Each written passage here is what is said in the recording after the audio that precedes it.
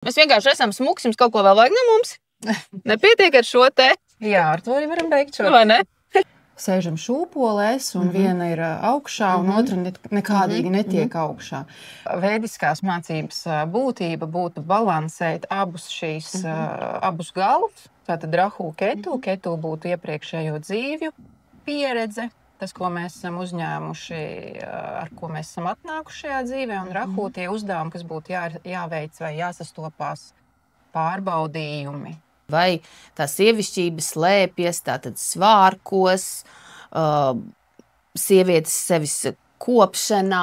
Arī ļoti tāds bagāts jautājums. Bagāts, jā. Ļoti bagāts, tīpaši ņemot vērā, ka mēs tagad gribam savienot Vēdas ar 21. gadsimta sievieti. Un ja tu labi jūties ar to, ka tu radi sev apstākļus, ka tu ar ārējiem līdzekļiem vari sasniegt iekšējo labsajūtu, sievišķību, tad labi, bet pamatā tur kaut kas dziļāks vēl ir.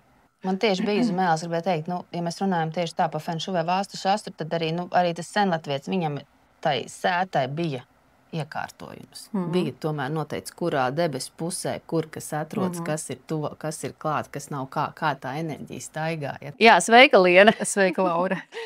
Prieks ar tevi atkal aprunāties ir. Un, protams, ka mēs šodien atkal gribam runāt par sievišķību, par viedumu, par veidiskajām zināšanām, jo tā ir arī tēma, kurā es esmu ļoti minimāli patiekšā, ja citas lietas, ko mēs pasniedzam, es varbūt esmu vairāk mācījusies un zinu, tad tās tā veidiskās, es tā lēnām ar jums maniem veidiskajiem pasniedzējiem apgūst un tajā visā, tā teikt, iedziļinos. Ja? Un man tikko patīk tas, ko tu teici, pirms mums vēl sāka filmēt par rahu un ketu.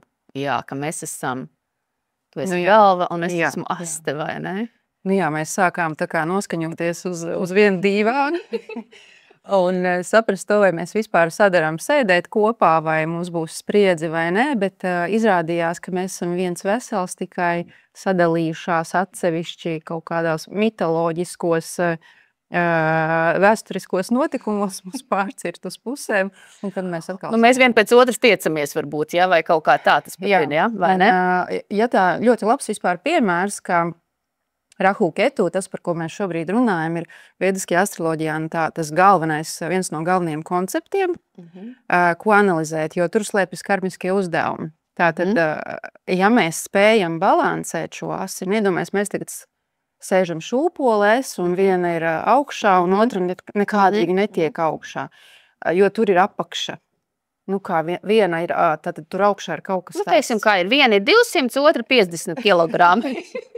Piemēram, jā. Un tā būtība, veidiskās mācības būtība būtu balansēt abus galus, tātad rahu ketu. Ketu būtu iepriekšējo dzīvju pieredze, tas, ko mēs esam uzņēmuši, ar ko mēs esam atnākuši šajā dzīvē, un rahu tie uzdevumi, kas būtu jāveic vai jāsastopās pārbaudījumi, triggeri, visādas bailes, arī šobrīd, teiksim, ja mums ir katrai sava šī enerģija. Jā.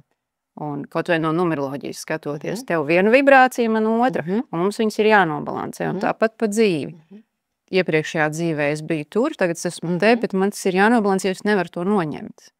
Es nevaru noņemt tās karmiskās pieredzes. Tā ir. Gribējās par sievišķību. Vai ne par sievišķību, jā. Jā, jo, protams, ļoti tāds pirmais jautājums vienmēr saistībā veidiskajām mācību, veidiskajām zināšanām, protams, ir vai tā sievišķība slēpjas, tātad svārkos, sievietes sevis kopšanā.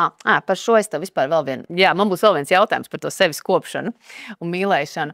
Augstos papēžos vai zemos papēžos, tad kas tā sievišķība ir gan tev personīgi, gan arī no vediskā skatījuma? Arī ļoti tāds bagāts jautājums. Bagāts, jā. Ļoti bagāts, tīpaši ņemot vērā, ka mēs tagad gribam savienot Vēdas ar 21. gadsimta sievieti. Un 21. gadsimta sieviete attiecīgi atkal ir uzkāpusi, manuprāt, tādā augsta skaistuma virsotnē, jo viņi var dabūt skaistumu ar jebko. Nu, tātad vieglākais veids, kā viņi var dabūt skaistumu, ir par sevi rūpējoties, ejot skaistumu kopšanā, labi jūtoties, Pieliekot, noņemot. Jā, tātad jā. mūsdienu 21. gadsimtā tātad viens no pēdējiem tādām atziņām, ko es dzirdēju, nu, ja tev ir nauda, tev ir jāizmanto tas. Nu, tev ir jāizmanto, tev ir jāpieliek, jānoņem un jābūt skaistam 75, 95 gados. Nu, vienalga. Tomēr manuprāt, mūsdienu jau tā virsotne, jeb kā tas iet līdzās ar to sievišķību, 21. gadsimts ar veidām, ir tas, ka mēs sākam jau ieraudzīt to iekšējo skaistumu, ka tas iekšējais skaistums, jeb tā līdzsvarotība, harizma un tāds iekšējais miers, kas šo sievieti padara vēl sievišķīgāk. To var pamanīt arī, ka mēs sastopam sievieti, ļoti bieži klients vai studenti vai vienalga kāda dzīvē, teiksim, kāda paziņas vai draugi. Mēs redzam, ka tur neprasās nekādu uzlabojumu, jo tur jau no iekšpuses nāk. Tas varbūt tā banāli izklausās, bet manā izpratnē tā 21. gadsimta sievišķība varētu būt atkal līdzsvarā ar to, ko mēs runājam sākumā. Tātad ir kaut kas nāk no iekšpuses un kaut kas, ko mēs varam radīt ar ārpusi. Un ja tu labi jūties ar to, ka tu radi sev apstākļus, ka tu ar ārējiem līdzekļiem vari sasniegt iekšējo labsajūtu, sievišķību, tad labi, bet pamatā tur kaut kas dziļāks vēl ir. Jā, es vismaz pēc sevis noteikti to varu piekrist, jo man arī sava iekšējā labsajūta vēl, lai es labi izskatītos, man pirmkārt labi jājūtas, man ir tīri fiziski veselības ziņā labi jājūtas, jo es saprotu, ka nav man jēgas uzlikt skaistu make-upu, ja es īstenībā iekšē nejūtos, es esmu izdegusi, nerūpējos, manas analīzes ir traģiskas un izskatos arī tāpatās. Tā kā man liekas, ka tas ir, visas šīs lietas ir tomēr jābūt kaut kādā līdzsvarā. Un, protams, mēs arī, mēs jau arī gaidām, ka sieviete ir kaut kāds minimālais, kaut kāda minimālā kopšanas sevis. Ka tu redzi, ka tas, tur nav jābūt botoksam, bet tu redzi, ka tev tā seja ir kopta, ka tev mati ir izmazgāti, mazliet ieveidota. Ka tas, man liekas, tomēr, mums tajā 21. gadsimtā tomēr ir, vai ne? Tas ir, tā. Un es zinu to, ka ir tāda lieta vediskajā astroloģijā, ka upājas. Jā. Un tad, kad man viens cits vediskais astrologs Andris, viņš man pateica, ka tev ir jāstiprina, tieši tā kā man teica, tev ir jāstiprina sava Venēra, tava upāja, ka tev ir jārūpējas par sevi, tev ir jāgūst šīs ķermeniskās baudas. Un tādā veidā tad es tagad tev nevaru pateikt tā ļoti pareizi, ko es ar to izdarīšu, to tu man varētu palīdzēt, bet es saprotu, ka ir kaut kas tāds ļoti interesants kā upājas, un es zinu, ka ir arī pilnīgi ļoti, ļoti smagas arī tās upājas. Jā. Protams, ka mums patīk, ka mums iedod vieglu uzdevumu, kā justies labi. Teiksim, Venēras harmonizēšanai, mums ir viskaistākās, manuprāt, upājas, kas parasti visiem patīk dzirdēt. Tātad iet uz restorānu, iet uz baletu, uz operu, iet uz skaistumkopšanas procedūrām, pirkt ziedus, iekārtot mājas, sevi lutināt un viss tādā garā. Ļoti skaisti upāja. Jā, es piekrītu. Līdz tam brīdim, kad klasiskās veidas saka, un kā ar augstāko mīlestību? Un kā ir ar to, ka tu pieņem visu pasauli? Un kā ir ar to, ka tu pieņem jebkuru cilvēku un viņu būtību? Un kā ir ar to, ka tu mācies saskarties arī ar tām sarežģītajām lietām? Ja mēs runājam par smagākām, jau tādām smagākām, bet nopietnākām upējām, kā lūkšanas mantras un vēl visādi citādi, teiksim, labdarība un varbūt nav pats sarežģītākā upaja. Tomēr, tas upaja komplekss, viņš var būt, teiksim, pielāgojams vienkāršākā varianta, un tas jau ir labi, ka mēs to sajūtām un darām. Un, ja mēs gribam aiziet augstākā drusku līmenī, tad mēs sākam vispār, par ko tad tā Venēra ir un kāpēc man ir jātaisa tā upaja. Tā tad Venēra, ja man prasās upajas Venērai, tā tad astroloģiski kartē mēs redzam, ka Venēra, jeb šukra, tavā kartē ir kaut kādā mazliet kritiskā vai tādā stresa iekļauta, caur citām planētām vai caur to kombināciju, kā viņi tur atrodas. Un viņi tev nespēja nodrošināt iespējams pašu galveno, un kas varētu būt pats galvenais, ko Venēra varētu nodrošināt. Mīlestību. Mīlestību, mierā un mīlestību. Es domāju, tādā augstākā arī tikai, gan, protams, gan partnerībā, gan arī vienkārši, kā tu teici, tad mīlestība pret visu pasauli. Jā. Un līdz ar to astrologs to ir, redzot šos te samazglojumus un uzklausot tevi, jo iespējams, ka tev viss ir kārtībā, tev vienkārši patīk par sevi parūpēties, par sevi lutināt. Iespējams, tev viss ir labi un tu esi tajā harmonijā. Tomēr, ja tur ir kaut kāds jautājums, problēma, ko var atrisināt ar Venēras upējām, jā, ļoti labi, ka mēs to darām un atceramies par to. Tāpat arī vīriešiem. Šī astroloģija vairāk tā kā uz sievietēm, uz mēnesi balstīta, uz sievišķīgu, uz intuīciju, uz rūpēm, uz emocijām. Tomēr vīriešiem arī ir svarīgi, lai tā sieviete būtu blakus, laimīga, starojoša, mīlēta un tā tālāk. Un tāpēc arī vīrieši ar šīs upējas izmantot, teiksim, dāvinot sievietei ziedus. Cik elementāri un vienkārši īstenībā nedārgi, vai ne? Jā, un tomēr tā mūsu kultūrā tas ir. Mūsu Latvijas kultūrā tie ziedi ir diezgan būtiski. Jā. Tas ir iepriecinoši. Jā. Labi, bet par to, vēl mazliet, ja mēs par tiem svārkiem, par tām klētām, par to sievišķības izpausmi. Ko tu vari par šo man pastāstīt? Nevelti tam visam ir kāds pamatojums, svārki un mati un matu griešana, matu siešana, matu, teiksim, pīšana vai slēpšana vai rādīšana. Tās ir dažādas tādas nianses un atsevišķas interesantas lietas, ar ko mēs varam pastiprināt vai harmonizēt to savu iekšējo sievišķību, vai tieši otrādi noslēpt. Piemēram, noslēpt vai iesprostot, mēs viņu varam nesājot šaurus apspīlētus džinsus vai drēbes, kas apspiež tieši šo zonu, kas strādā ar mūsu zemākajām čakrām. Attiecīgi svārki ļauj tam brīvi plūst un elpot. Tāpēc, sievietēm, protams, ir ideāli, mēs varētu staigāt svārkos kleitās, vērojot šo Venēras arī spēku un sievišķību cauru gadu. Kā tas bija iespējams jau senāk, kad ziemā nestaigāja sievietes. Tā jau, protams, ir, ka veids tomēr nāk no siltākām zemēm.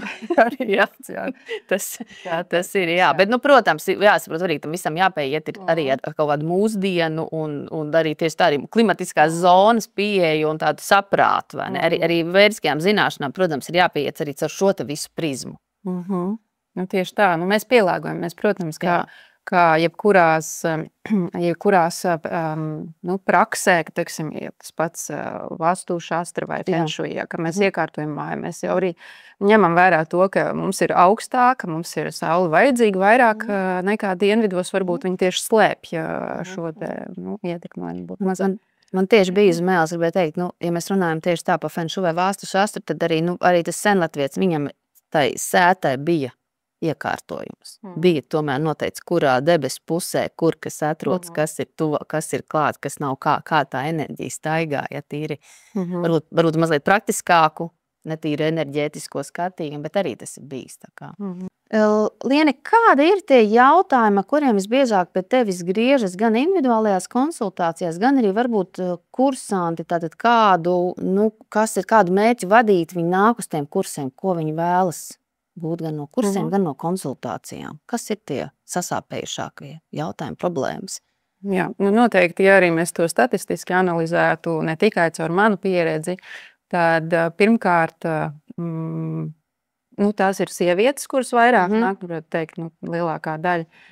Un tie sasāpējušie jautājumi visbiežāk ir attiecību tēma. Tātad vecuma robeža var būt ļoti plūstoši, tad tās var būt jaunas meitenes, pusmūža vai nobriedušas sievietes, vai plaukumā sievietes. Tur visur ir attiecība tēma, un tas ir nevelti, jo viens no pamata uzdevumiem, ko mēs nākam uz šīs zemes mācīties, ir attiecības. Un ja attiecības nenotiek privātā plānā, tad viņas notiek jebkurā gadījumā arī uz ielas darbā un kur citur ar radiem kaimiņiem un dzimtumu. Protams, šeit ar attiecībām mēs saprotam attiecības visplašākajā nozīmē, ne tikai partnerattiecības. Jā, jā. Protams, partnerattiecības kaut kādā zināmā laika posmā viņas akcentēs vairāk. Tīpaši šajā vecuma posmā, kad ir svarīgi veidot attiecības, veidot nākamās paaudzes, un arī tad, kad šie cikli mainās un noslēdzās, tur visur ir attiecību tēma. Un attiecību tēma nav tikai starp partneriem, kas ir aktuāla šajos jautājumos, bet arī, protams, ģimenē, dzimtā, vecāki, bērni, esoši, neesoši, klātesoši, neesoši, un tad ieslēdzas arī nākamie tālāk dziļāki jautājumi, dzimtas programmas un tas viss, kas tālāk. Sistēma, fenomenoloģija, kas arī pie mums ir, ja atkal vēlas no psiholoģiskā skatījuma to visu. Tieši tā. Un tas ir viens no galvenajiem jautājumiem, ar kuru var strādāt ļoti, ļoti tādā plašā rakursā. Ļoti plašā.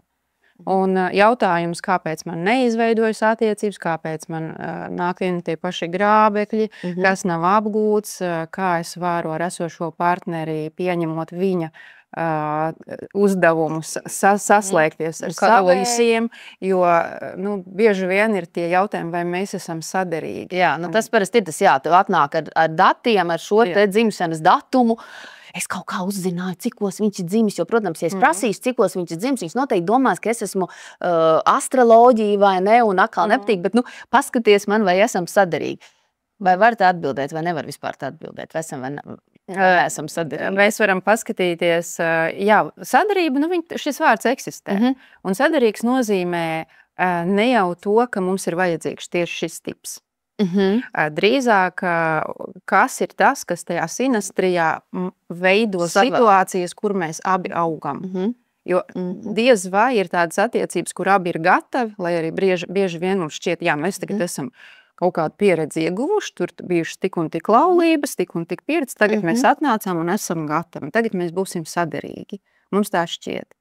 Un tad, kad mēs sākam dzīvot kopā, izrādās, kaut ko esam atstrādājuši, bet kaut kas nāk atkal no jauna, jo mēs nevaram pilnībā nodrošināt to sadarību. Sadarība, tādā vēdiskās astroloģijas izpratnē, viņa nevar būt tāda jau izstrādāta. Viņa var būt vai neitrāla, vai naidīga, vai draudzīga, vai mums kopā mēs varam vienā virzienā vai citā. Tiešām nāks jauni grābekļi, jeb nāks jauni sarkanie karogi, kurus tu it kā tagad ne, ja man ir tāda un tādi mani sarkanie karogi, tātad ne, bet izrādās ir kaut kādi jauni nāk, vai ne? Un tas ir. Šī arī tāda plašāka tēma, protams, ar to arī ļoti daudz mēs strādājam arī gan konsultācijās, gan apmācībās kursos, tātad tēma attiecības viņas iet cauri, pirmkārt jau noskaidrojot, kā tad ir manā kartē, kādi ir tie procesi, kas man ir jāapgūst, kas man kāda vēselē ir vajadzīgs, nevis ar prātu, kas tā kā liekas, man ar prātu vajag tādu un tādu standarta tipa 2 metri, tumši gari, zilas acis, liels smags, un attiecīgi dvēselē vai kaut ko citu. Un tad mēs brīnamies, kāpēc mums tiek dvēsele piemeklē, vai viņas vienojušās ir, ka viņas sastapsies un risinās kādu nākamo jau stāstu. Jā, Liena, vēdiskā zināšanas tas nav tomēr tāds 1 mēneša, 2 mēneša, pat ne pusgada kurs, Tas ir nopietnas kurs, tas ir 10 mēneši, 12, tas ir pamatkurs, un tad nāk klāt jau padziļinātā vēdiskā astroloģija, un tad arī nāk klāt meistarklases, kuras tu mums ik pa laikam arī sniedz tieši, kad šis te Rahu Ketu mainās, un vēl kaut kas maina zīmes, Tad, pastāst, kā tas apmācību process pie tevis notiek, ar ko ir jābūt gatavam, jo tas ir tomēr ilgs process, lai nonāk līdz kaut kādam rezultātam, un man jau arī interesē, lai tie cilvēki nāk un mācās, ka viņš ir gatavs tam procesam. Nevis kaut kādā pusceļā, kur ir gan naudiņa izdota, gan laiks ir patērēts un saprotot, ka tas tomēr nav varbūt tas. Pastāst, kāds ir tas process, kā tu esi izveidojusi? Tas ir tāds diezgan jau tā saknē izveidots ceļš, kuram tiek veidoti papildus ceļi. Nav noteikti tāda pareiza formula, kā to darīt tā, lai visiem tas darētu. Tomēr mēs esam izstrādājuši kursu, kas ir sastāv no bāzes, tātad tas ievads ir par to, kā tev ir iespēja atnākt un sajust, kas ir tas, ko tu šeit saņemsi. Kādas ir attiecības vai ar pasniedzēju, kā tu saņem, vai tu uzņem šo informāciju, vai tieši otrādi tev ir kaut kādas pretrunas.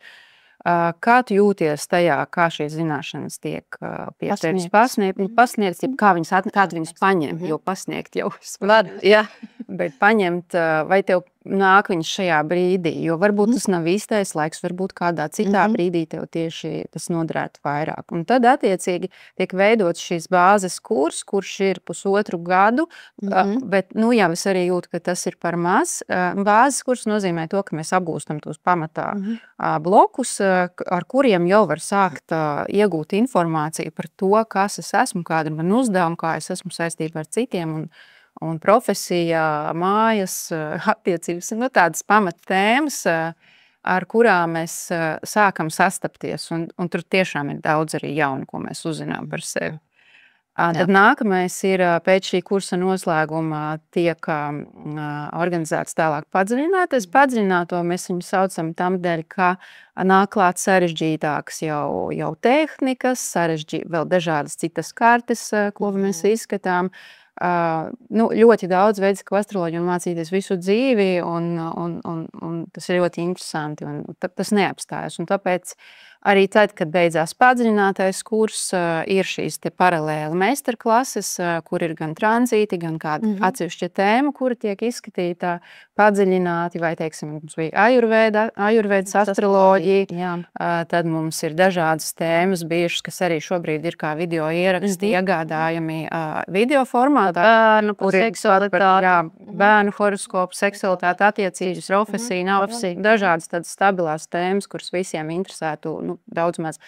Un attiecīgi, un tad vēl pat nesen, kā ir taps arī praktikums, jo es sapratu, ka ir tik daudz gribētāju, kas vēlas, kā mēs ar tām kartēm tālāk. Tā kā uzturēt, tāds uzturošais reiz mēnesī, vai ne? Jā, tas pat nevis tā kā uzturošais, bet viņš vairāk tagad, kā man ir tās visas kladas zināšanas un pieraksti, kā lai es to visu sistematizēju un strukturēju, jo šobrīd arī pieminot Saturnu tranzītu zivīs, mums ir jāiemācās šīs te zināšanas strukturēt un viņām sekot atbilstoši tam, kā mūsu iekšējā būtība prasa. Tātad ir zināšanas, un mums viņas jāsāk ir izmantot, ne tikai iegūt. Un tad šeit praktikuma kursā mēs mācāmies arī konkrēti, kā es kā supervizors arī jau sāku kaut kādas tehnikas izmantot šajā kursā, ka mums ir gadījums, piemēram, klients ir atnesis gadījumu, un mēs viņu analizējam, piedāvājam risinājumu vai interpretāciju, jo veidiskā astroloģija ir interpretācijas sistēma par to, kā profesionāls redz vai tas, kurš mācās, kā viņš redz šo situāciju. Jo es vēl arī, kad tu stāstīji visu to mācīšanās procesu, ka, protams, apgūt veidisko astroloģiju var ļoti daudzās vietās, ļoti daudz pasniedzēju. Tev arī jāsajūt, ka tev ir tā, ka tieši ar lieni, ka tu vēlies mācīties, ka lieni ir tā, kur pasniedz tā, kā es saprotu, tā kā man ir pieņemama, tā kā man patīk, tā kā man ir noderīgi. Un tas arī, gribētu teikt, viens no tiem izvēles momentiem ir, un, protams, ka tas ir mūsu ievadlekcijās, un arī iepriekšējās ievadlekcijas viss ir apskatāms, un arī tādiem mēs arī šādus podkastus veidojam. Man patīk, ka tu pierunāji par supervīziju, jo tu esi arī profesionāls supervīzors. Tad tās zināšanas, kā es pati nonācu līdz veidiskajai astroloģijai, arī ir caur supervīziju, caur konsultēšanu, caur pedagoģiju, caur sistēmiskiem sakārtojumiem, caur pašas sistēmu, ko es esmu izgājis cauri, un caur to ceļu, kas galā tomēr ved pie sevis, pie savas harmonijas, pie savas sievišķības, kā mēs tur sākumā runājām, un pie tām zināšanām, kuras var to nolīdzsvarot visu, ko mēs nesam līvē, ne? Paldies tev, Lien, par šo sarunu, un gaidām kursos. Meistarklasēs, un rudenī būs jauns kurs. Gan rudenī, gan citreiz arī ir, nezinām, kad jūs skatīsieties šo podkāstu, citreiz ir arī ziemā jauns kurs. Divreiz gadā mēs cenšamies. Un citreiz ir vēl visu cauru gadu ir meistarklases. Tā kā nesnāžam. Tā kā tiekamies. Tiekamies.